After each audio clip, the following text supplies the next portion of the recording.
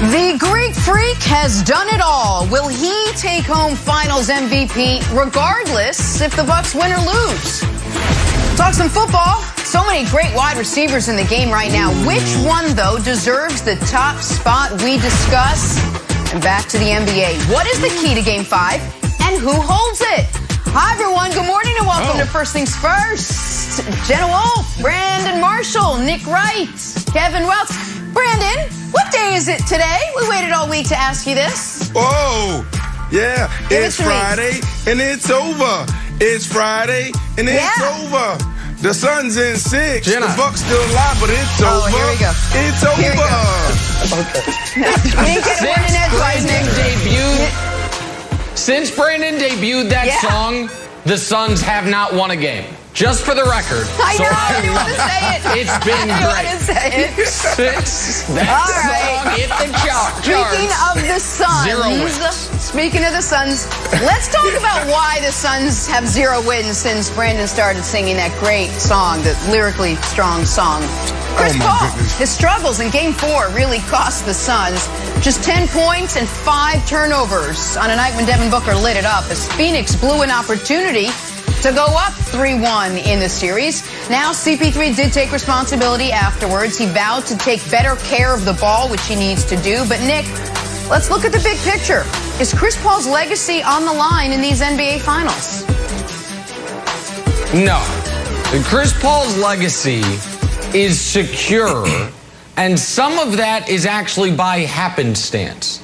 And by that I mean the guys who he is competing with, as far as, you know, the 10 greatest point guards ever, the 8 greatest point guards ever, the guys who are in that tier behind Magic, Oscar, Steph, and Isaiah, none of them have some all-time great finals moment or finals series, save for Walt Clyde Frazier, on their resume. So, like, listen, I think it's pretty clear that Chris Paul's had a better career than Walt Frazier. So then who are we talking about? Steve Nash and his, what are his great finals games? Well, there aren't any because he never played in them. John Stockton made a couple of NBA finals. He was pretty good in the first, not that good in the second. Jason Kidd made 2 NBA finals as the best player on the Nets. He was good that first series, but they got swept. You know, Russell Westbrook, he was actually pretty damn good. That people forget it, averaged like 27 a game against the Heat, but they lost in 5. So who is the great point guard we're saying, like, well, now Chris Paul falls beneath him on the list? There isn't one. Because those guys don't have rings either, or in Kidd and Gary Payton's case, they got their rings at a far different part of their career. So I think Chris Paul's legacy as the 5th greatest point guard ever is cemented. I think he will have a bounce-back game in Game 5. I don't think we're going to look back on these finals and be like, Chris Paul cost the Suns the finals. I think we're going to look back on these finals and say Giannis took the finals. So, Brandon, I don't think his legacy is going to go backwards, even if, and I know you don't think the Suns are going to lose, but even if the Suns do lose, I don't think his legacy is going to go backwards. Listen, I agree with you for the most part, Nick. But legacy, that's a big conversation, man. Me as a football player, I played 13 years. I never made the playoffs. I did some amazing things, almost 1,000 catches, 13,000 yards, et cetera, et cetera, et cetera. But I never made the playoffs. So they're going to talk about all of that, and then they're also going to say, well, you remember Brandon never made the playoffs. Brandon played for the Jets, Brandon played for the Broncos, and never made the playoffs. That's going to be a part of my story for the rest of my life, and then some. So when you think about Chris Paul, yes, as far as a leader, everything you said, as far as a point guard, now you can add something else to his legacy, the re-energizer wilds. That is solidified, but also what will be solidified and a part of his legacy, cemented, forever cemented, is, man, when he got in the postseason, he imploded. So I don't want that to happen, obviously. I don't want that to happen just because I picked them, because as a player, you don't want to go on, you know, and then every time you turn on ESPN, you're 45 years of age sitting on the couch, and everybody's talking about the good old days in the finals. Say, oh, y'all remember CP3? Y'all remember when we were all cheering for him, and then all of a sudden, we got to the finals, and then there was 2 or 3 games where he turned the ball over. And don't that remind you of 2012? Doesn't that remind you of 2014? Yeah. So, wow, this conversation about legacy, everything goes into play. Yeah, I agree. I mean, I think to Nick's point, Brandon, if Chris Paul plays great, obviously his legacy doesn't go backward. If he just plays fine, his legacy doesn't go backwards. But Nick, if he plays poorly, I don't know if he moves on your point guard list, but people will certainly say, or put an asterisk next to the first line of his Wikipedia now, that people talk about, which is where Chris Paul goes, winning follows.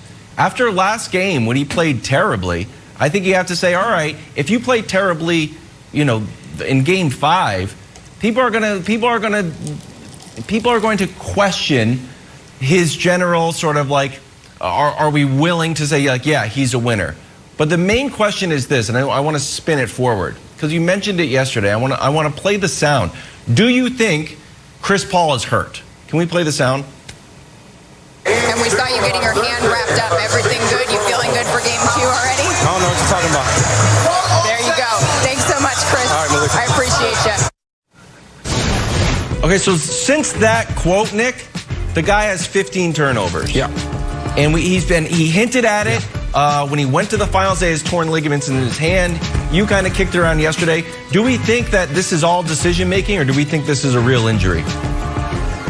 No, I think he's hurt, and I also think it doesn't matter. I think that you mentioned that, well, if he plays really poorly, that's going to be on the resume. I don't want to be rude. I think that's a little prisoner of the moment-y. Like, what's John Stockton's worst playoff game ever? Do you know? No, none of us remember it. I do believe, though, he had 2 points in a finals loss to the Chicago Bulls. Dusty can fact check me on that. Nobody, but that's the timeline of history forgets those things, right? And when you say part of Chris Paul's story is winning and bringing winning, the Suns had not been to the playoffs in a decade. They had not been to the finals in 28 years, and here they are. And so because of that, I think that just getting here will be remembered quite fondly. I also, and so when it comes to the injury, well, go ahead, tell me. Okay, well, go ahead, tell me. No, I think people remember if they win, and not just getting there when the narrative is written. Yeah. Yeah, it's like it, and I know that this is a particularly like sort of gets in your craw that LeBron gets sort of dinged for making it to the finals and not winning. But it gets down to like the old like Olympic medalists. Like you're better off, like the bronze medalist is happier than the silver medalist. Like the silver medalist didn't win gold, the bronze medalist medaled. So if you go there, if you win the silver medal, it feels I just don't put that in as high as esteem. I don't think most people don't. But you do. You're an exception to the rule. Everybody says that. No, but everybody says that's how we view it, but it's not actually how we view it. Does anyone look at Melo the same as Barkley? No. You know one of the reasons why? That's true. Barkley got to a finals and lost to an all-time great player. Do people look at, I'll use the example again, the Jazz, Karl Malone, anywhere close to how they look at Chris Webber? No, because they got around further. And it also, by the way, matters to whom you lose. Like, Jerry West was already considered an all-time great guy when he had lost 6 straight finals. You know why? Because he had lost them to Bill Russell. Giannis is going to be one of the greatest players ever. So losing in the finals, if they do end up losing, to the finals where Giannis ascends, it's not going to be some black mark on his resume. It's just not. Like, is he going to be able to overtake Isaiah Thomas? But to your point, no, he's not. But he wasn't going to anyway, Brandon. Yeah, but to your point, you're talking about everything around it. So when you think about Chris Paul, it's about how he did it. The Lakers, first series, his shoulder, overcoming that. Is he playing? Is he not playing? He's playing with one shoulder. He's still impacting the guys. He's still cheering on the sideline or leading on the sideline. the big game, 30-something points. He's 36 years of age. So it's how he did it. If he came in and he was just giving us 15 points, a couple assists, couple rebounds, then it wouldn't be that big of a deal. But he's been the biggest one, probably the biggest storyline of the playoffs. So now you get to the to the finals, and you implode. That can't happen. Now, look, I still have them winning, Jenna, but Chris Paul's going to have to play better. 15 turnovers in 3 games. That can't happen from the point guard. Yeah, but we also can't act like he hasn't had a great game in these finals. The first game of the finals, he scored 32 points. The fourth game of the finals, he was really bad. The second game of the finals was like a B+ game. The third game of the finals was like a C game. Right, so he's kind of run the gamut. If the first game of these finals, he was terrible and they lost, and the fourth game, he had the 32 points, nobody is talking about this. And so that, to me, that's just the context of the last 9 days. And when we're talking about legacies, we're talking about the context of the next 90 years. Like, listen, I think they're going to lose, and I think people are going to be like, hey, Chris Paul, one of the greatest players ever, and add him to the list of guys, great guys without a ring, which is not terrible company to be in. All right, we're going to have much more on this. Chris Broussard will join us in a little bit and weigh on in it. But I want to talk a little bit about Team USA basketball. They got an open roster spot now with Bradley Beal in the health and safety protocol. So which player should they pick? Guys, we'll tell you next. This is First Things First. Play a little drawing a blank. Doesn't matter what I think. Team USA has an open spot to fill. Unfortunately, Wizards star Bradley Beal is in the health and safety protocols, meaning he will miss the Tokyo Olympics. So, this is interesting. Trae Young posted this Isaiah clip from Last Dance. I met the criteria to be selected, but I wasn't. Yeah. So, Brandon, the replacement for Bradley Beal on Team USA should be blank. Listen, I feel Trae. You know, he's coming off of a few big series and what he did in Atlanta this year, what he did in these playoffs. But at the end of the day, I don't know if those FIBA refs is going to bode well with him in this these foul hunting. But Zion is a guy that's out there. But guys, I wouldn't go that way. Who I would go with is somebody who can get it done. Sometimes you just got to call in the Navy SEALs. Just a small team. You don't got to go with the Army. You don't got to go with the Navy. You just see somebody in that knows what they're doing, just going to get it done. Somebody that's been on a team that was considered Team Nightmare, and then he was on a Redeem team, and then he came back and did some other things. That's Carmelo Anthony. Brandon, Carmelo Anthony, what are you talking about? Listen, put it on Instagram right now. You're going to see Carmelo Anthony still getting buckets, still working on his game, and on the biggest stage, and in the Olympics. This is what he's done. That's all. Just first place in games and points and rebounds, 3 points made, field goals made. Like, this is perfect for Carmelo Anthony. You don't need the biggest guys. You don't need the youngest guys. You need guys who are going to come in and get it done right away. So I'm going with Carmelo Anthony. What you got, Nick? Brandon, it's a great answer. It's a great answer, and I was trying to see how many three-pointers away Melo is from having first in everything. I couldn't quite get it in time. I'd love to see Melo end up being the record holder in essentially everything. And I would like to see Melo added to this team, but it doesn't really solve the issues. So I would add Trae and Zion. Kevin Love, you got to go too, buddy. Sorry, I know Team USA was like, well, maybe he just hates being in Cleveland. Okay, no, listen, sorry.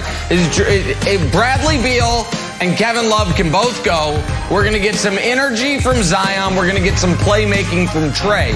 The thing with Melo, and I would love to have him on the team, we've got plenty of guys that can spot up and hit jump shots. We need some playmaking and we need some energy. I think Trae and Zion would provide that. So Trae can replace Bradley Beal and Zion can replace Kevin Love, who I really, really like, but he's got to go. We're trying to win the gold here, America. Okay. He's got to go, Wilds. I'm going to start with a quote. This person was on the USA team, the USA under-19 team, when he was at Arkansas. Here was the quote when that was announced from the ArkansasRazorbacks.com in 2014. We know he is a guy who is going to play extremely hard and with a fierce competitive spirit. You know who that guy is? Patrick Beverly. And then they're like, Wilds, Patrick Beverly. You want Patrick Beverly on the Olympic team? Yeah. You know what? I do. You got plenty of scores. Do you need a little playmaking? Sure. So if you want to get LaMelo, put LaMelo on. I'm fine. But there's still going to be a spot for Patrick Beverly because Middleton, Drew, or Booker, you're not going 3 for 3. Someone's going to be like, I just won the finals. I'm going to chill out. Patrick Beverly brings with him the wild card factor, the dirty work factor, the hey, this guy's having a great game. You're right. You know what? That's a Freudian slip. Can you shut him down? The answer is yes. That was a Freudian slip, Wilds. You were right. You said it, and you even stumbled when you said it. You were like, he brings the dirty factor, the dirty work factor. Okay. No. That is not how we need to represent this country in a tumultuous time. Is Patrick Beverly. We don't need that. No. Patrick, what? Give you a playing break. hard? You don't like playing hard? Playing hard. I'd rather win the gold. You want to polite your way to the silver. 2020 was bad enough. Hey, let's talk some baseball. Weird and wonderful. Second half of the season gets rolling tonight. Fox Bet Sportsbook has the defending champion Dodgers as the favorites to repeat, followed closely by the Astros and Padres. Still plenty of baseball left. That's the good news. Wilds, what you got for us? Well, John, I'll be honest with you. When I threw my notes, I threw my Jason Dominguez notes. But here's Jason Dominguez, who's just upgraded to low A in Tampa.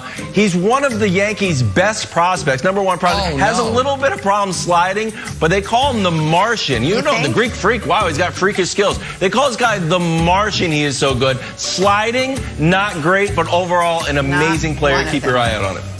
Look at it. Oh, hey. Oh, God. It's painful to watch. Let's talk some football. We're going to ask our wide receiver, Brandon, which guy is the best guy at the position right now in the NFL. Not going to want to miss it. First things first on a Friday morning. Rolling on. All right, Brandon, here we go. We're talking best wide receivers in the game today. That after a recent poll of executives, coaches, scouts, and players named the top 10 pass catchers in the game. The star-studded list starts with Devontae Adams and DeAndre Hopkins. Then you got Stephon Diggs, Tyreek Hill, and Julio in the top 5. Then we have Keenan Allen, Mike Evans, Michael Thomas, DK Metcalf, and A.J. Brown. There's a lot on this list. There were a lot left off this list. I thought I'd see OBJ on here. Brandon, you are our #1 wide receiver. Yeah. I'm a close second. What was your biggest takeaway from the list? Listen. Well, first of all, this is the most uncomfortable thing for me to ever talk about on television. I don't know why. I could talk about DBs. I could talk about quarterbacks. I could talk about Jay Cutler. I could talk about myself. But when we talk about the top 10 wide receivers, it's so uncomfortable. One, because we're sensitive. And what happens is if you don't put the guy in the right spot, they're going to end up calling you, tweeting you, or maybe unfollowing you. So we got to talk about that, all right? But when you look at this as from the other side as well, there's so many other guys that's deserving to be in this conversation. Where's Adam Thielen? Talk to me. Why isn't Adam Thielen on the top 10? Where's Justin Jefferson? We're talking about guys that can get it done. Remove somebody. Take somebody. Yeah, and you don't want to do listen, that. I'm not going to remove anybody. Who are you removing? I'm not going to Exactly. That's why he's not on there, buddy. I'm going to rearrange. Because let me rearrange top 10s is it's only 10 people. Well, go ahead. That's fine. Rearrange it. But unless you remove somebody, Thielen ain't getting on there, pal. But go ahead. I'll leave you alone. Ooh, wilds. It's hard. So I'm going to rearrange this a little bit. First of all, when I look at the top wide receivers, that means you can beat man-to-man. That means you're going against Jalen Ramsey. He is the best in the league when you talk about at the DB position. Why? Because he can follow you anywhere on the field. You go in the slot, he can cover you. You go outside to the wide side, he can cover you. You want to go backside to the short side, he can cover you. It doesn't matter. There's only 3 or 4 guys in the NFL that can get the job done like Jalen Ramsey. So you take these wide receivers, you put them in front of Jalen. Who can beat this guy? So that's what I'm working off of. I'm not working off quarterbacks. I'm not working off stats. DeAndre Hopkins right now is the #1 wide receiver in the game. He's not the quickest. He's not the fastest, but he'll beat you time after time after time, and when it's one-on-one, and also in the tight windows. He's going to make every single catch, and that's open in the National Football League. It's not about, oh, am I 2 yards, do I have 2 yards of separation, 3 yards? It's about inches, and when it's about inches, you got to have strong hands to get the job done in those clutch moments. 3rd and 7, game is on the line. 3rd and 1 and 2, you got one-on-one. You know that 70% of the time, they're going to play one in that position. Can you win on a slant? Can you win on a back shoulder? Can you win on a non-stop? This guy has done it with no quarterback. Go back before Deshaun Watson, he was getting it done. You add Deshaun Watson, he's getting it done. Right. And then, in AZ, his first year, he gets it done. So then you go to my number 2, and this is Adams. Go out to Green Bay. Yes, he has an offensive-minded coach. Yes, he has Aaron Rodgers. But I can assure you one thing. This boy's feet is something different. Adams has everything. He can play in the slot. He can play on the front side. He can play on the back side. Whilst this dude is just different. And Diggs, he can easily be in the conversation to be #1 as well. His start and stop is next level. The NFL's never seen any quickness like this before. The dude is small, but he plays huge. So those are my top 3. I put DeAndre Hopkins 1, Adams 2, and Diggs 3. And, man, you can easily interchange all of them. Okay. I love that. The fact that you hate lists so much and that Nick loves lists so much just makes this a wonderful, wonderful segment. You've never heard this take before. Brandon Marshall, a little bit like my mother when we're doing the wedding list. Like, Mom, if you want, Aunt Sharon in, someone's got to go. She's like, no one's going. Just more people are being added. I'm like, all right, more people are being added. Hey, I want to give me top 20. I want to show you a quote from the Chicago Tribune about someone that belongs on the top 10, Brandon, Allen Robinson. If we could put up the quote, and I'll read it to you, because it mentions another great wide receiver. Again, spoiler alert, it's Brandon. So basically he's saying, like, hey, he had a great year, right? Robinson had 102 catches, 1,200 yards, 6 touchdowns last season, becoming just the 4th player in team history to record at least 100 receptions in a season. Brandon Marshall reached that milestone twice with 118 catches in 2012 and 100 the next season. So 2 questions for you. 1, do you think he'll be able to replicate last season's success? And how does having a rookie quarterback sort of fit into it? We don't know when Justin Fields is going to start, but do you like the idea of having a fresh start? Or do you think Allen Robinson's like, oh, I like old, reliable red rifle? Oh, no, I mean, he'll get it done with anybody. There's a couple wide receivers. That's why I talked about DeAndre Hopkins. When you have these big wide receivers, that's not the quickest, that's not the fastest, you tend to overlook them. You go with the guys, oh, they're fast, they're so quick, look at their moves. But this is a guy that you can put backside, short side of the field, mono versus mono, okay? And he's going to win play after play after play. It doesn't matter. It's not going to be a lot of separations, but his hands are strong. He can adjust to the ball in the air. It doesn't matter. All you got to do is, if you see one-on-one, throw him the ball. It's not that hard, Chicago. I can assure you that. All you got to do is read the field, quarterback. If it's one high and you have numbers that you have it backside, just go slant. Just go 9 stop. Just go back shoulder. Just go. He is open when he's covered. Just throw it up. Wilds, I'm so glad you brought him up, because this is someone that can easily be in the top 10, but because of this situation, nobody talks about him, Nick. So here's what I find so interesting about all of this, because Wilds is right. Pardon me, I love lists, and I could parse a bit on this. I think Keenan Allen might be a touch high. I personally, even though he was hurt, would have Odell on there. Like, there's a few things. I'd probably have DK ahead of Mike Evans. But for the most part, they've got the bones of this right. But what I find most interesting is what this list represents as far as the undeniable fact that we are in the golden age of wide receivers. And here's what I mean. You mentioned Thielen, Odell, Allen Robinson, and Justin Jefferson. I think you mentioned either on or off the air. 4 guys that didn't make the top 10. So I love lists enough that I went back in 5-year increments and looked at 95, 2000, 2005, 2010, what would the top 10 wide receiver lists have been then? In 1995, we had 5 all-timers playing in their primes. But once you got past those guys, in the top 10 was Yancey Thigpen and Brett Perriman. In 2000, in the top 10 would have been Easy Ed McCaffrey and Eric Moulds. In 05, in your top 10 receivers was Joey Galloway and Donald Driver. Again, all good players, but guys who wouldn't crack the current top 15. Even as late as 2010, Mike Wallace and Santana Moss were clear-cut top 10 receivers. And it's really starting around 2015, which you look at 2015, Brandon, you had a monster year that year, and it's like, geez Louise, like how many, we've got a dozen great receivers. So here's what I want to compare it to. Can we show the top 10 running backs list? Because it's a reversal of how it would have been in the 90s. So there's nothing against Joe Mixon and Josh Jacobs. They're good players. But if you look at like the 2000 or 1995, Jerome Bettis had like 1,300 yards and was barely a top 10 running back.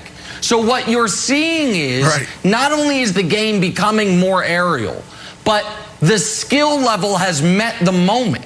You are seeing the deepest crop of awesome receivers we've ever had.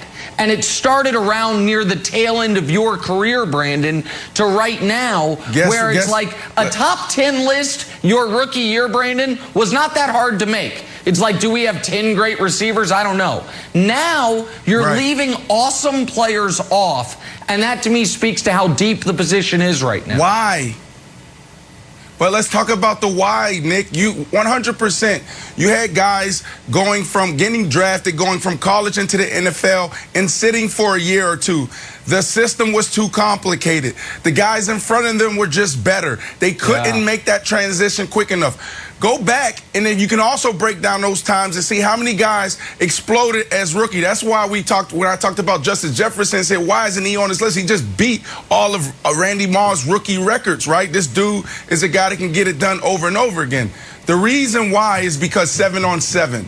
That's why. You can now play football year-round. And what do you do in 7-on-7, right? You're running routes. Everybody has to catch the balls. The running backs aren't running backs on 7-on-7. They're wide receivers. If you're not catching the ball, you're not going to play on those great 7-on-7 teams in Florida, in Georgia, in L.A., in Texas. And you go on and on and on. And these guys also have access to footage. So they're coming in as better wide receivers. They're watching Odell Beckham Jr.'s workouts in the offseason. You can YouTube it. You can Google it. Y'all know I love saying that. So that's why you're seeing these skilled players come in and make an impact right away. It's because 7-on-7.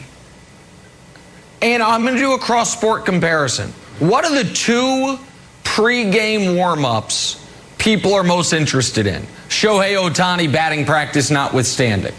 Right. Steph Curry shooting from 35 feet and wide receivers in the end zone with the headphones on making these insane one-handed catches.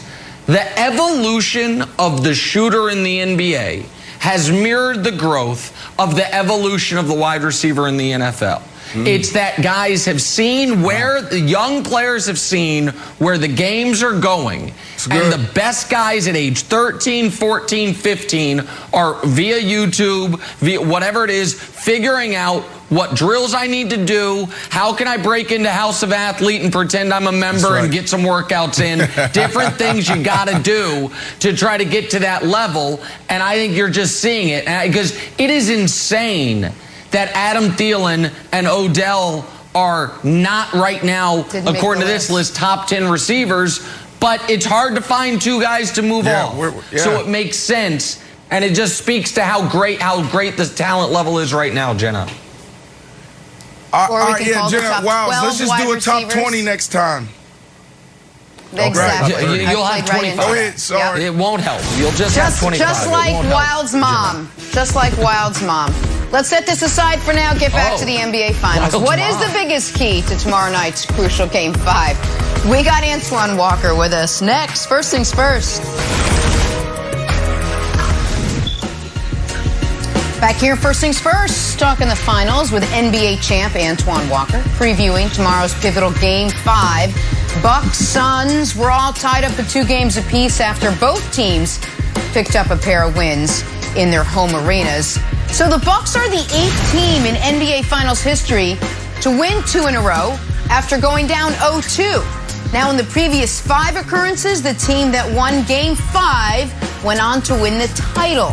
So keep that in mind as we head into tomorrow night. Antoine, what is the biggest key to tomorrow's game? This is such a tough question because you want to kind of come in on both teams, but I would go with the Phoenix Suns.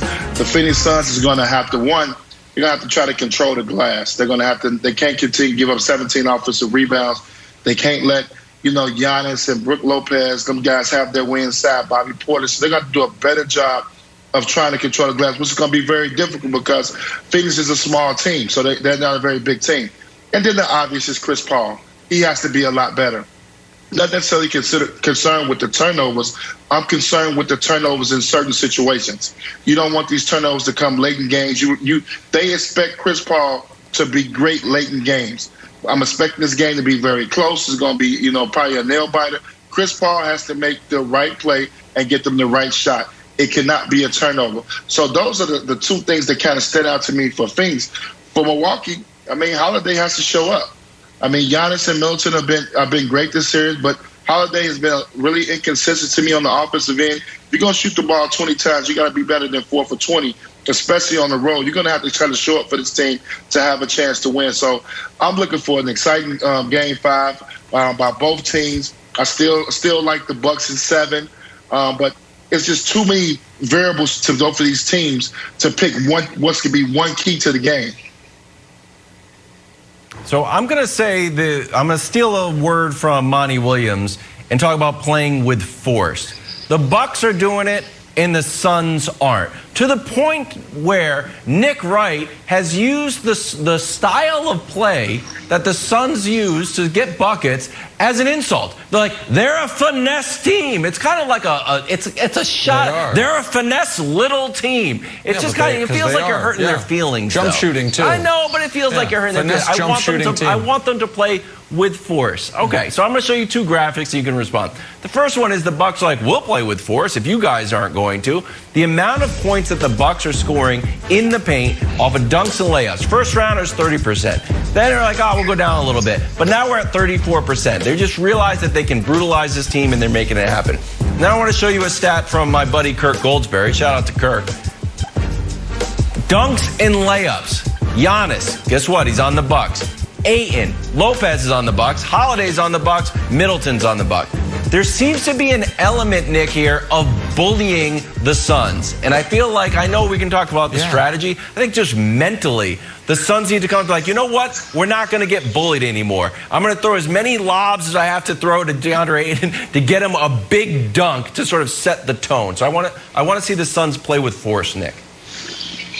Yeah, I with respect, Wilds, you're asking them to do something that they don't do. They were 29th in the league in free throw rate this year. They're dead last in the playoffs in free throws. And why am I bringing up free throws? Because where do you get fouled? Going to the rim.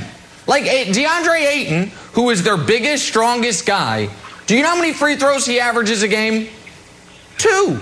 And that's an aberration. His whole NBA career, playoffs, regular season, not a year where he's ever averaged 3 free throws a game. The Bucks are the bigger, stronger, more physical team, which is why, A, it is incumbent upon Phoenix that Ayton plays well. It's not a shocker that Ayton's best game was Game 1, which was their best win. Game 3, where they lost, he's in foul trouble. In Game 4, he only got, what was he, 3 for 9 from the field? I know he had a bunch of rebounds. That's because somebody on Phoenix has to rebound the basketball. He didn't get enough touches, had 0 trips to the line.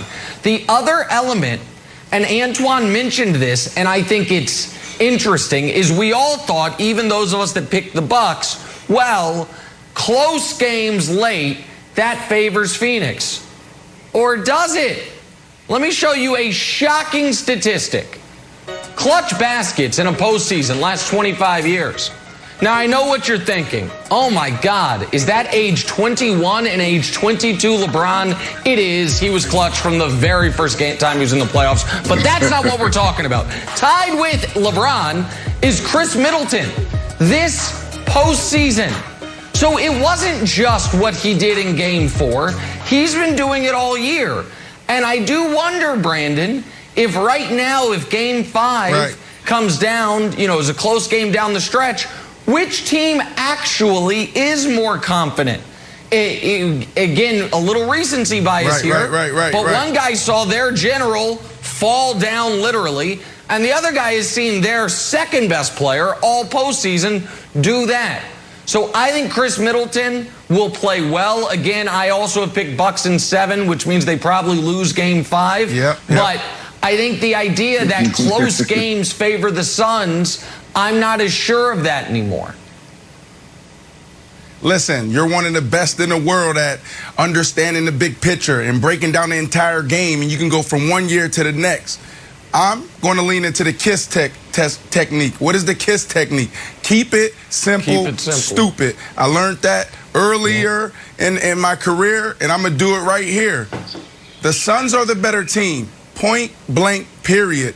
They have the better coach. So is it Bud or is it Monty? Come on, it's not even close. Now, I do like the adjustment Bud made last game, putting Drew Holiday on CP3 and having him pick him up full court. I like that adjustment. You saw the impact that had on the game and on CP3 and that team. But they have the better coach. They have the better point guard. The point guard is not going to turn the ball over 5 times again. It's just not happening. I just can't see it happening. You are a legend. You can't implode in the finals. You've been waiting 16 years for this moment. And they also have the better trio. So Twan, if they have the better coach, if they have the better point guard, and they have the better trio, then what are we talking about here? Look, Nick is talking about they have the bigger team, they're more physical. That doesn't always win. What wins is who's better, who's more efficient. They had 2 bad games, all right, on the road, and now they're back home. They're going to get the job done. Well, I'm not going to go into who's the better coach. I think Monty Williams is a great motivator. I'm not in the locker. I haven't been in the locker room enough to see what Bud does. But Bud has made some great decisions, especially at home, playing Bobby Portis more, Jeff Teague. He's done a good job in incorporating his bench. So I'm not going to say which coach is making the best moves right now. But what I'm going to say is Game 5 is about, this is the reason why you pay certain guys $35, $40 million. This is the reason why they separate themselves for these moments. So this game is about Giannis and it's about Chris Paul. This is Game 5. This is taking advantage of this series. Phoenix has worked all season long to put themselves in a position to take care of home court, to have home court advantage. They got to take advantage of this. They cannot afford to let the Milwaukee Bucks come in there and get a win. But I just want to go back to what I said. This is about the superstars. This is about those guys that you made a big money for to step up right now in Game 5. Best 2 out of 3. You don't reinvent the wheel, Brandon. I do agree with you on that. It's not about X's and O's no more. Trust me, they know every play. Both teams know every play they're going to run. They know how many pick and rolls they're going to do. They know who can do what. The film sessions, you don't even have to watch film anymore if you don't want to. This is all about your stars taking their game to the next level. We played the Game 5. We was 2-2. Dwayne Wade put us on his back in Game 5. And we was able to take care of business in Game 6 with a total team effort. So this is about your stars stepping up and getting it done. No, Chris Paul cannot turn the basketball over. Late, he's going to turn it over during the game, but late he has to be great. Giannis, if you're going to have the ball in your hand late, you got to be willing to go to the basket, which he's done, and be willing to go to the free throw line. If not, we're going to continue to see Chris Middleton try to close games out, who's actually a great second option, who's done a terrific job at it. And I want to go to Wilds as a neutral third party here because Antoine and I picked the Bucks, Brandon picked the Suns. Wilds did what he typically does, which is pick the Bucks, but pick Chris Paul to win Finals MVP. So, who did he actually pick? Nobody really knows. Brandon said something that I think's interesting, which is he just kind of took as a given, the Suns have the better big three. Do they? Best player, Giannis, Chris Paul. Giannis is markedly better than Chris Paul at this moment. I agree with that. Second best player, Middleton, Booker. They're a push in this series so far. And they are. What? They are. What are you talking about? No, the series, Middleton, the only right thing now, as all NBA execs, line up all NBA execs in front of us and say, all right, who are you going to take, Booker or Middleton? And every single one's going to say Booker. Guaranteed. Yes, for the next 5 years, of course, but we only got to worry about the next 5 days. Age doesn't matter, contract doesn't matter, trajectory doesn't matter. Booker does lead Middleton this year. One game. Is Devin Booker going to play all 4 quarters? Because 2 games in a row, he hadn't played the 4th. One game, he literally didn't play the 4th. And the other game, he might as well have not played the 4th. And then let's not talk about Middleton. Mr. Up and down roller coaster. Let's not talk about Middleton now. Oh, no. Steady, he's he's good. A steady clipper ship. I don't spurts. know what you're talking about. We know every night what we're going to get from him. We're either going to get 14 or 40. One of the two. But the third guy, and this is why I want to go back to Wilds, the third guy to me kind of is the key here. Because you don't know what you're going to get out of Drew other than great defense. And you don't know what you're going to get out of Ayton. When the Suns have looked like, oh my God, they are, as Brandon said, the best team in basketball, the most complete team, it's been with DeAndre Ayton going 10 for 13 with 12 rebounds. When the Suns have looked incredibly beatable, it's when DeAndre Ayton looks like he is still finding his footing. I don't know what I'm getting from Ayton. I like him. I think he's had a very good playoffs. But I can't say I'm penciling him in, Brandon, for 16 and 12. Sorry, Wilds. I have to respond to this. Let me tell you what you're going to get from Ayton, Nick. You're not going to get anything on the offensive side. Yeah, you're going to get some rebounds, but let me tell you what you're going to get. You're going to get him on the Greek, the Freak. That's what you're going to get, and he's going to slow him down. When he's on Giannis, he is dominating Giannis compared to the others. Can we show the graphic? This is what you're going to get. You don't focus on the offensive output. Focus on what he's doing against Giannis on the defensive side. That's why they have the bigger three. This dude is in his head when he's on him, and he needs to continue to embrace this moment. He can't let him go for 40. We saw it last game. They ain't have to build a big wall. They put Ayton out there. He wasn't in foul trouble, and he had 26. That's respectable. We can win with that. So that's what you're going to get out of Ayton, Wilds. Okay, so here's the question about Ayton, Antoine. It feels like Chris Paul is the head of the snake, right? So compared to the Bucks, each one of those guys can have a bad game individually and not necessarily affect the other guys. If Middleton has a bad game, almost like Drew and Giannis will step up. If Drew has a bad game, Middleton and Giannis will step up. If Giannis has a bad game, we haven't seen it yet, but the other guys will step up. If Chris Paul has a bad game, Booker can carry some of the load, but Ayton falls apart. Chris Paul is the foundation of that Suns team. So to me, if I was Coach Bud, I would double down on harassing Chris Paul, because not only can you throw him out of rhythm, by sort of connection, you end up, Ayton doesn't get any of those easy lobs, easy layups. He sort of gets out of sorts. So do you buy that theory that if Chris Paul has a bad game, Ayton also has a bad game? I do buy that theory, because I think, for Ayton to have a great game, Chris Paul has to be on. And what I mean by be on, he has to be making great decisions. He has to be making his mid-range jump shot to force the guy, the big, to help a lot more. And then Ayton's able to finish. What made Ayton great is he's finished everything. He's not an offensive, they don't put him in plays and throw the ball down to him. He does everything off the pick and roll and offensive boards. But the good thing about Ayton is, even the last game in Game 4, he had 17 rebounds and 3 blocks. I disagree with Brandon about he's shutting Giannis down. Now, what he does do to Giannis, he makes it more difficult for Giannis to finish at the basket than the other guys on the team. But Giannis still has his way. You're talking about a guy, his skill set is too good for that. but he doesn't shoot jump shots, so Ayton's able to guard him. But he's not shutting them down. He just makes it a little bit more difficult at the basket every now and then. Giannis played great to me in Game 4. He didn't force it. He allowed the second best player on the team to carry them when he didn't necessarily have to go in there, but he continued to do the other little things. Against Ayton, Giannis is under 40%. And against everybody else, he's nearly 80%. Come on, you talking about shutting down. What do you call that? Tell me, Nick. Tell me. Giannis is on his way to MVP. Listen. Giannis is on his way to MVP, and while you're right, Brandon, against Ayton, Giannis is shooting right under 40. Against Giannis on potential game-tying dunks, Ayton is shooting 0%. Because Giannis put that thing in the front row, and then the Bucks went on the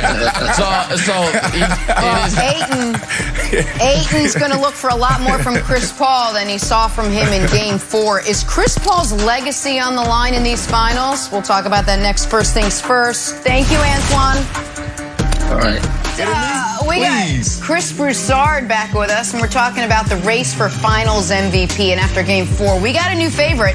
Fox Bet Sportsbook has Giannis as the guy now, moved ahead of Chris Paul, who slides down to the number 2 spot after his Game 4 struggles. Devin Booker closely behind CP3's. Wait till after this and game. Chris Middleton, a pretty big long shot. Hey, Broussard, who's the NBA Finals MVP right now? Right now? With the series tied at 2-2 and winning and losing doesn't matter, that's taken out, it's easily Giannis. Yep. I mean, I'd be interested to see how there's a discussion about this, because Giannis is the only player in the series, including the Stars, who hasn't played a bad game. He's got the 2 historic games in which he scored 40 or more. And then he had a very good Game 4, 26-14, 8 3 steals, 2 blocks. And an iconic, memorable, historic play that we just showed, the block on DeAndre Ayton. So it's clearly Giannis. Now, the more controversial thing would be this. Let's say for the Suns right now, the MVP is Devin Booker. He's the MVP right now for the Phoenix Suns. 27 points a game. He had the one poor game in Game 3, but he was a big-time scorer in the other 3 games, 27, 31, the 42 in Game 4. Chris has not played as badly, and obviously the turnovers are terrible. His numbers look good, 21-8 on 52% shooting, but Devin Booker is the Suns MVP. But Giannis is the MVP for the series right now. Yeah, I think I agree with you, Broussard. I think Giannis is obviously the MVP. The question is this, Brandon. Is Devin Booker played so poorly in Game 3 and great in Game 4? If Devin Booker continues to play mediocre and Chris Paul starts playing like a little bit better but gets the narrative of sort of the leadership, if they're tied, would you give the MVP to Chris Paul because he's sort of brought the intangibles along with him?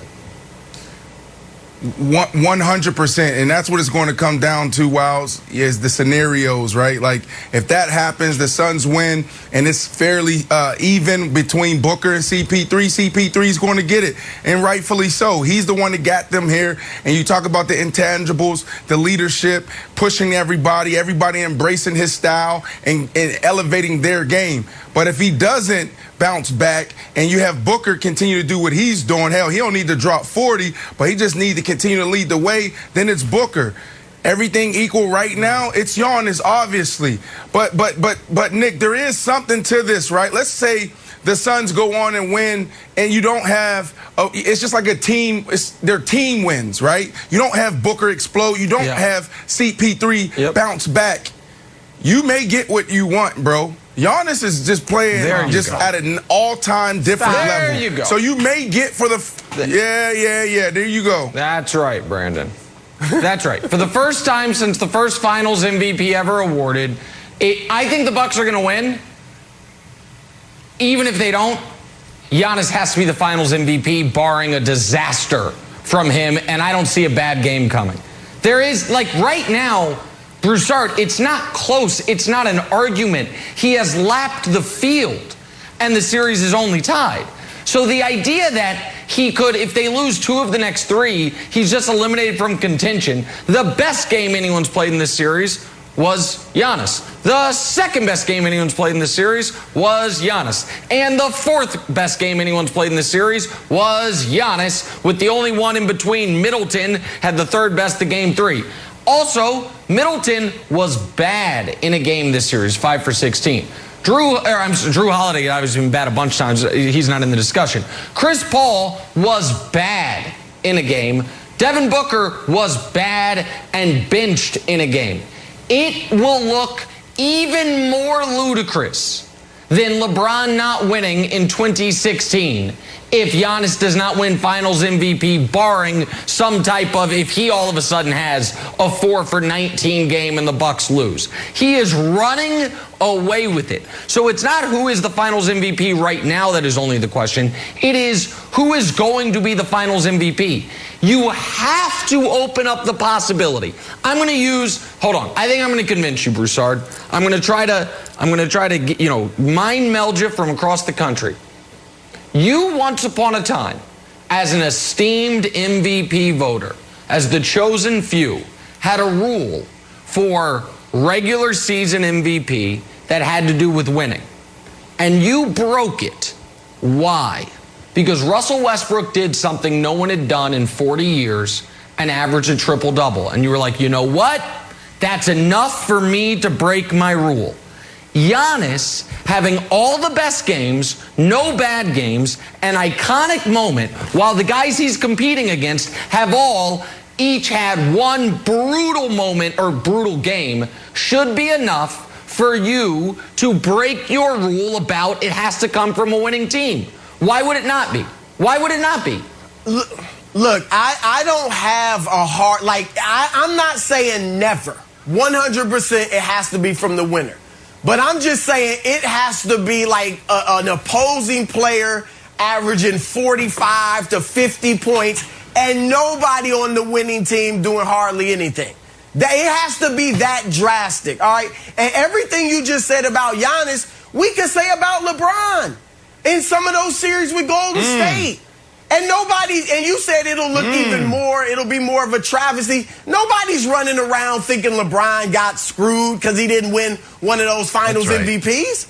No, it has to come from the winner. No, Andre Iguodala won it. And nobody was saying, and that one's a travesty. Really should have gotten over it. I mean, Steph should have won it. Steph is a travesty because Steph should have won it. It's a travesty because Steph should have won it. The NBA will tell you, and I got in some trouble about this once. Let me just say, the NBA will tell you Steph got 0 of 11 votes. I've never understood how that's possible, but that's what the official records say, 0 of 11. LeBron got 4 of the 11. So the precedent was starting to be set. There's 4 of those 11 that said, winning team be damned. This guy averaged 36, 13, and 9. We're not giving it to a guy who averaged 18 a game in Iggy. So we're not doing it. But the other 7 obviously outweighed it. Wilds, it is going to look ridiculous if the rest of this series plays out with Giannis playing at this level and we give it to somebody else. It is going to, the guy who wins the award is going to know he doesn't deserve the award. Okay. All right, I'll tell you what will look more ridiculous. When the Suns are out there, like, now let's bring out the Finals MVP, Giannis. And Giannis like, what? I won the Finals MVP? And he gets it, and he's like, well, thanks, I guess, but I don't want it, so I'm just going to leave it here. So see you later. And they're like, oh, okay, back to you in the booth, everybody. Giannis just abandoned his trophy because he's lost, and he's furious. So there we go, but I guess he won it on paper. Does anybody want it? Is there a runner-up? Is it like Mr. America or something? He won't want the trophy. Agreed. So we can argue Let's about, add another scenario. That's right. Theoretically, does he deserve it? He's not accepting the trophy.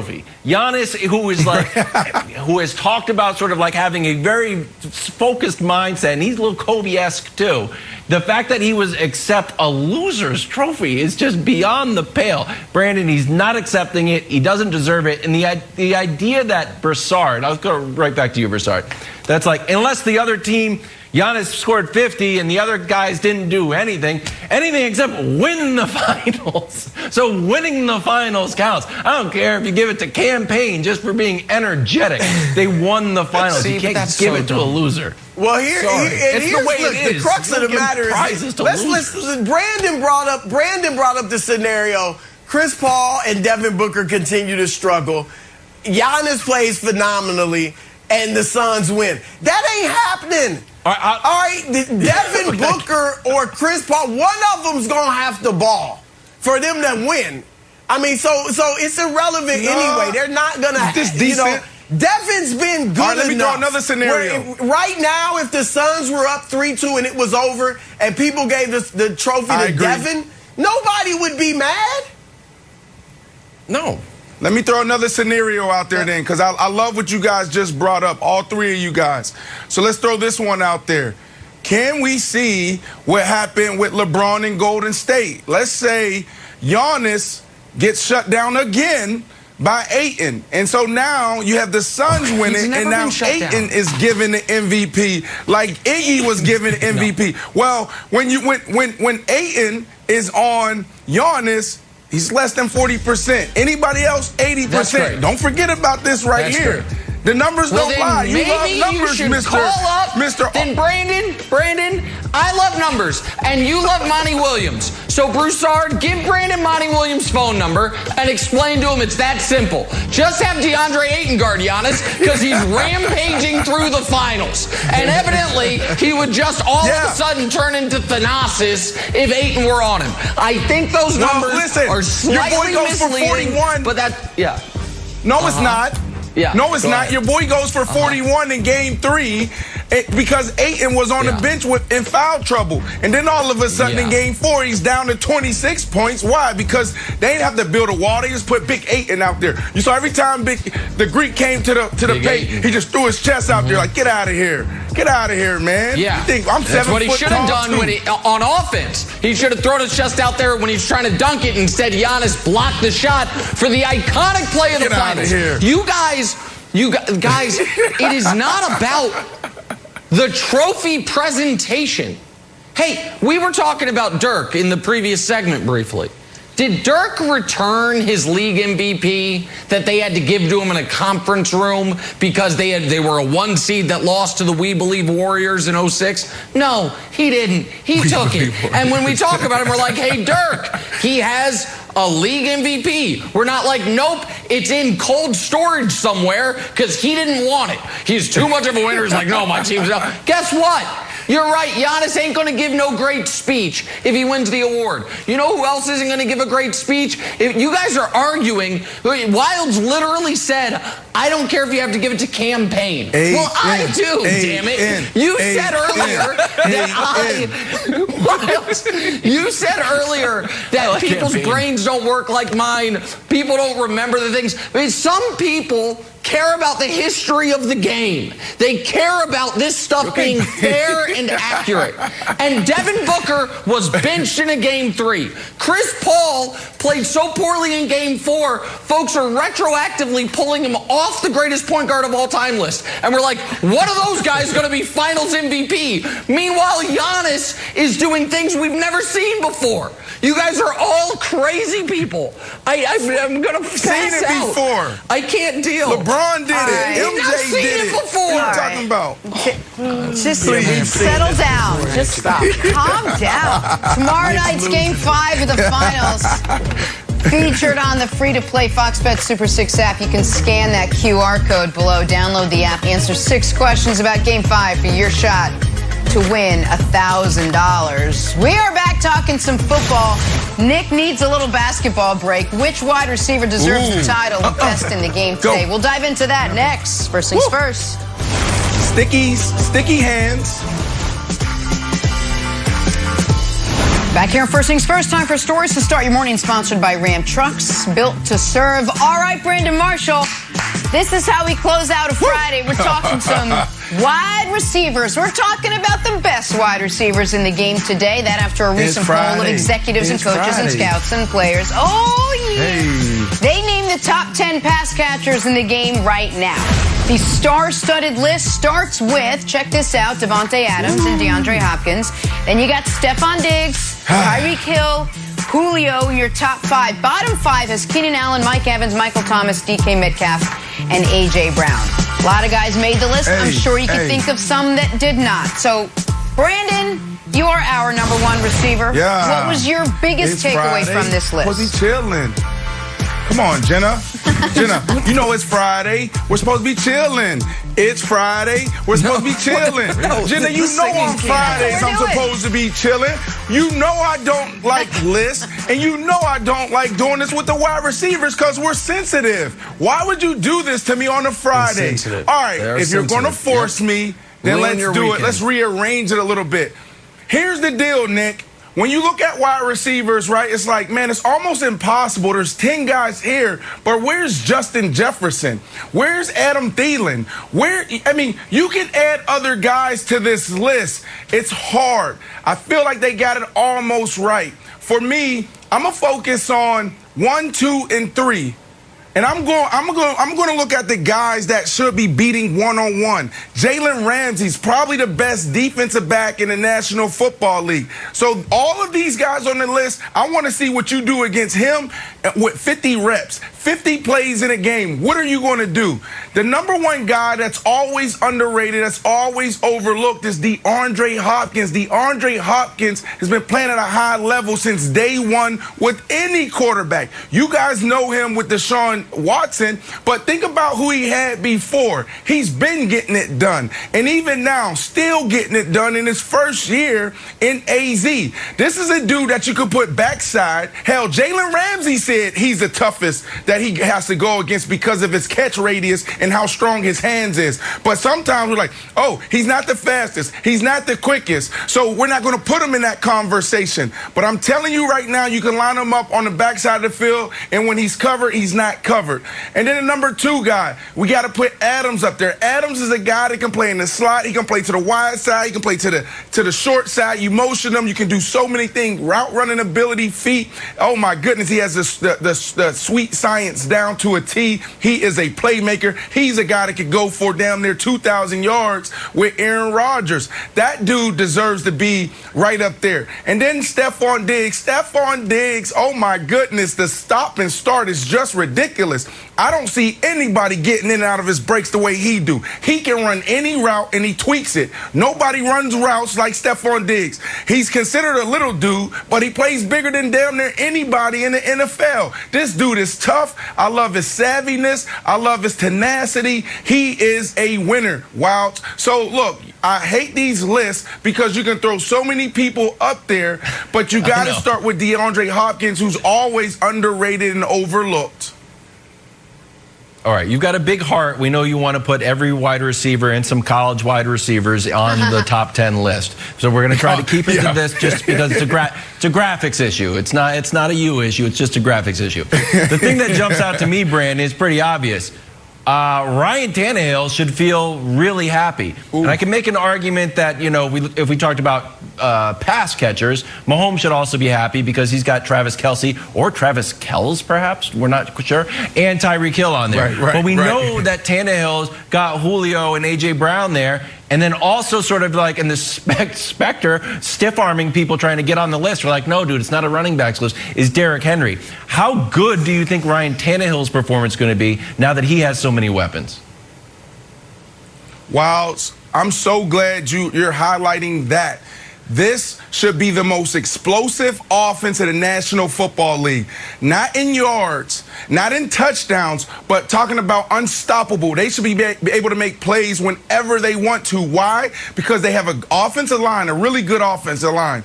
They have a running game, the best running back in the game right now, the toughest running back in the game right now. So what does that mean? It's all about numbers. Okay, if you want to put 8 in the box, guess who I have? I have Julio Jones Jones on the backside. I have A.J. Brown on the front side. So it's one-on-one, baby. Now you got to lean that safety, rock and roll. Put that safety over there to the wide side. Now you got Julio Jones, and I can do whatever I want. So Ryan Tannehill just has to look at the numbers and take the advantage. If you want to put 8 in the box and stop the run, that's fine. We got 3 routes we can beat you on. You guys hear me talking about it over and over and over again, Nick. Slant, 9 stopping, back shoulder, or the go ball. Like, that's all you got to do. And if you want to, say, you know what, let me play cover 2. Let me play coverage. Let me double guys. Now you're talking about the biggest holes with the best running back and a really good offensive line. You can't stop these guys. So Ryan Tannehill, he should have an excellent year just managing the system.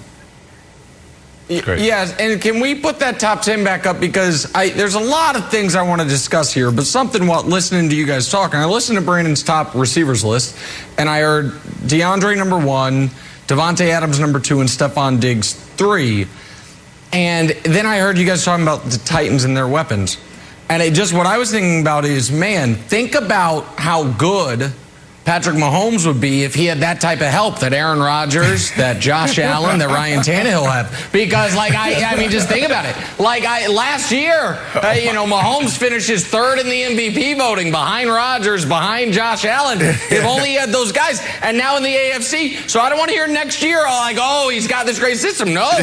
You look around the AFC. He doesn't have one of the top 2 receivers. The Titans can have an unstoppable offense. So if the Chiefs' offense is really good, it must. Yeah, he's at 4, but he's not at 5 and 10 with Derrick Henry, and he's not at 2 or 3 with Adams and Diggs. So I'm just saying, if the Chiefs have a really good offense, it must just be because Patrick Mahomes is the greatest quarterback ever. That's first point. Second point is this. We were talking about earlier guys who somehow aren't in the top 10. And we said Adam Thielen. We said Odell. Wilds mentioned Allen Robinson. Right. Brandon mentioned Justin Jefferson. Now we're at 14 guys, which does speak to the depth of the receiver position. But then it occurred to me, wait, there's somebody we're forgetting that somehow was not in the top 10 and didn't even occur to us as a snub. And that's Amari Cooper. And the reason I bring that up is when we did the running backs list, we had Zeke was 7, and we're like, yeah, definitely not higher than 7. And then we're doing a wide receivers list, and Amari is not even in the honorable mention category. So the question I want to ask Brandon is this. Yep. Are we overvaluing the Cowboys' weapons?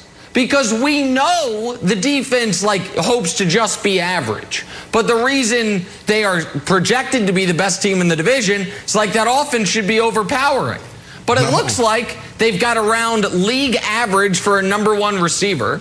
They've got a good but no longer great running back. The offensive line isn't what it once was due to retirement. So are we overvaluing the Cowboys' offense? That's my question to you, Brandon. Absolutely not. I'm not. I'm sure. Zeke, focus. Get in shape. Don't be like James Harden. Don't know what's happening in Texas. What's going on in Texas, Houston, Dallas with these big bellies? Zeke had a big belly last year. James Harden going through his situation. He had a big belly. Lose the big belly. Zeke, there's no reason why we don't need 1,500 yards from Zeke. You don't need that. All you need to do is get me 4 yards of carry, Zeke. I don't need any lost yardage. Don't do that to us. Don't put us behind the sticks. If you do that, then we will pick up where we left off last year and leaving the turnovers. Because last year, before Dak went down, they were averaging 497 yards in offense per game. They were the most explosive offense there with the banged up offensive line. So now you have, I'm so glad you brought him up, Amari Cooper. When you talk about sweet routes and the playmaking ability, the dude is next level. Now, once Dak went down, there was times where I was like, man, I can see him emotionally fighting to stay in it. It was hard for him. But he's still a dog. Don't get it twisted. And then you have CeeDee Lamb. CeeDee Lamb, this dude, they have him in the slot right now, but he obviously can play outside. This dude is different. He had a huge impact on that offense last year as a rookie. And then Gallup, they have 3 number 1 wide receivers that can get it done. And Dak Prescott, is entering into his prime. So I'm not trying to get on, I'm not getting on the Dallas Cowboys hype train. I'm not doing that, right? We talk about them every single year, but if that defense is decent and Dak Prescott comes in and delivers, this could be your moment to actually have a good take about the Dallas Cowboys, Nick, because you keep picking them. It sounds to me, though, but it sounds to me, add Dak to the list of quarterbacks with way more weapons than Mahomes. I don't see how Patrick gets it done. I mean, Dak's got 3 number 1 receivers. Right. Like, I don't know. Like, You it seems like the deck is just stacked against him. It's getting old. My God. Hey, guys. Quick, take your pick out the door. NBA Finals, Game 5 tomorrow night in Phoenix. The series all tied at 2. Brandon, you start. Who wins Game 5, Bucks or Suns? Take your pick. We got about a minute left. Let's do this. It's Friday, and it's over. I'm going with the Suns, baby. You know who I'm going with. You always going to ask me who you going with. You know who I'm going with. Let's go. Okay, it is Friday. The week is over. The series not over. I've got the Suns by 11. Giannis still has a big game, but I don't think Pat Connaughton has a big game. I think Middleton also comes down to earth. So Suns by 11. Let's go. Well, listen, I can't believe Brandon's still singing that song when the Suns have not won a game since he debuted that terrible song. But I've got good news for Suns fans. Before the series, picked every single one of these games. I'm 4 for 4. The Suns win a close one in Game 5 before losing Game 6 and 7. The Bucks win the title. The Bucks still alive. The Bucks still alive, but it's over. It's over. Have a great weekend, The Bucks everybody. still alive, but the Suns.